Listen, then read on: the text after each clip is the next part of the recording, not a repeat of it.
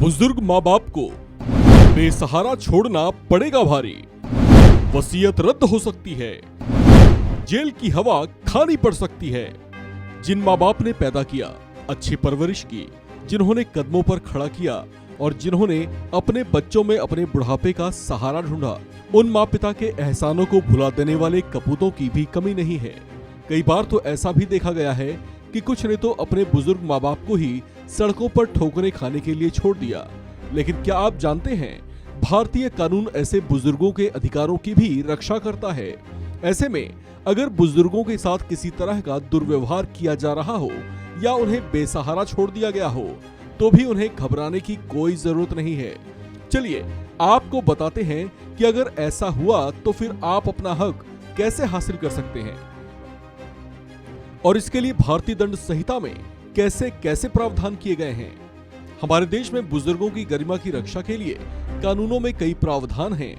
The maintenance and welfare of parents and senior citizens act 2007 या माता पिता और वरिष्ठ नागरिकों का भरण पोषण और कल्याण कानून 2007 किसी ऐसे माता पिता जो अपनी ही संतानों के सताए हुए हैं, उन्हें कई तरह के अधिकार मिलते हैं। इस कानून के प्रावधानों के तहत संतानों के लिए बुजुर्ग माता पिता की देखरेख को अनिवार्य किया गया है। बुजुर्गों की देखभाल की जिम्मेदारी सिर्फ उनके संतानों की ही नहीं, बल्कि पोते पोतियों की भी जिम्मेदारी है। इस कानून के प्रावधान के तहत गोद ली हुई संतानों पर भी समान रूप से ये कानून लागू होता है। ये उनकी जिम्मेदारी है कि वे बुजुर्ग माता पिता के उचित भोजन और इलाज आदि का ध्यान रखें।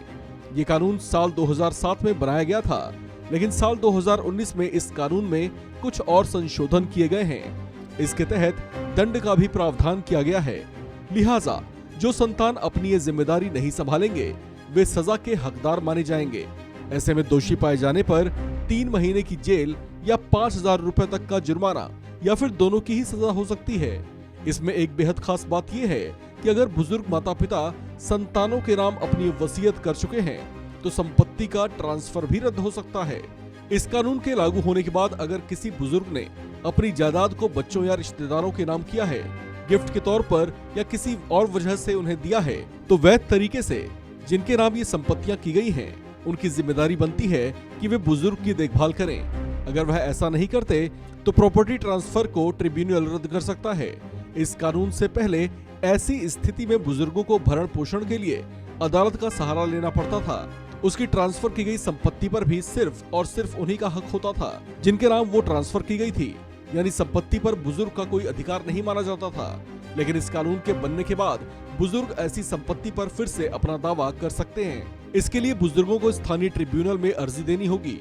ये प्रक्रिया बेहद आसान है और इसके लिए किसी वकील को हायर करने की भी जरूरत नहीं होती। इसके लिए बुजुर्ग खुद आवेदन दे सकते हैं या फिर वे किसी सहायक या किसी एनजीओ की भी मदद ले सकते हैं। इस तरह के मामलों में ट्रिब्यूनल को भी अधिकार है कि वे खुद से इस तरह के मामलों में संज्ञान लेकर कार्रवाई कर सकता है। इस खबर में फिलहाल इतना ही। बाकी अपडेट्स के लिए बने रहिए वन इंडिया हिंदी के साथ।